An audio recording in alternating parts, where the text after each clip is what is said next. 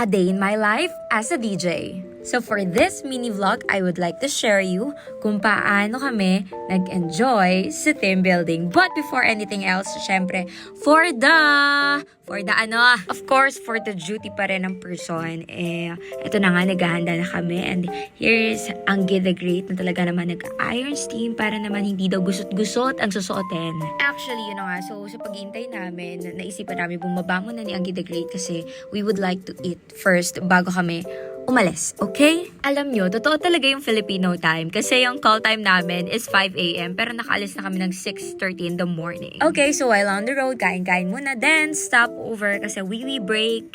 Actually, this is the moment talaga na hinihintay namin kasi nga wiwing-wiwi na kami. Inom po more ng water. Pero wala naman kasing mali sa pag-inom ng water. Thus, stay hydrated dahil na mainit-init dito sa Subic. At ito na nga, palapit na kami na ng palapit sa Zambales. We can't wait. And for the photo shoot muna bago umalis. By the way, yan pala yung first stop over namin. And then the next one would be our lunch. Ayan! Of course, magutom na ang first son, so kailangan na kumain. After how many hours, nandito na rin kami finally sa Botolan, Zambales. Ang ganda ng view, no? Parang ako, Chares. Chares but not Chares, duh. Also, mga idol, nagstay pala kami dito sa West Bonita Beach Resort. Bukod sa kagandahan ko, Chares. Bukod naman sa kagandahan ng view, maganda talaga magstay dito kasi sobrang linis and ang ganda ng villa nila. Actually, may iba't iba silang klaseng room dito. Meron silang cabana twin room, may family cabana room, may deluxe room, at sa pinag-stayan namin is actually their villa. At hindi lang yan, super duper modern style yung kanilang room. And imagine, marami silang amenities and very accommodating din ng kanilang staff. So of course, part ng team building namin ay may mga varieties of activities na prepare by Sir Robser Evangelista. And ito na nga, it's time for our photo shoot plus video shoot. Ito yung pinaka-best part, no? Parang feeling mo talaga bidang-bida ka. Bidang sa'yo. Chares, but not chares.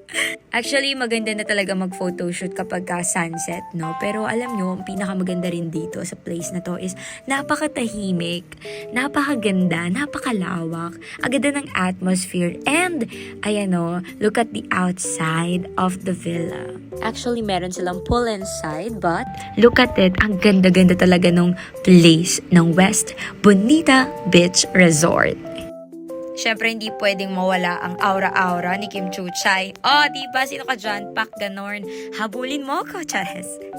As you can see, sa likod ko, yun nga yung pinagstayan namin, West Bonita Beach Resort. And may makikita kayong bonfire. And naku, abangan yan. Dahil for the next day, aapuyan namin ang mga gabi. Chares! But not Chares. Anyways, look at it. Grabe, no? Ang ganda talaga pagbista ng sunset. But, ito na nga, no?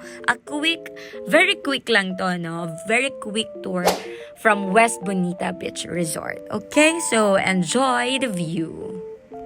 So, actually, gabi ko na siya na-film. So, ito yan. Mayroon silang sofa bed. Meron silang mga chairs. Meron silang spare of ano ba to? Bed, ayun. Talagang ano siya, home vibes pa rin, no? Tara! Okay, so pakita tayo. On the second floor, dito naman natulog yung mga boys, yan. Mga team boys. As you can see kung gaano kagalat yung mga boys. Chares! But not chares.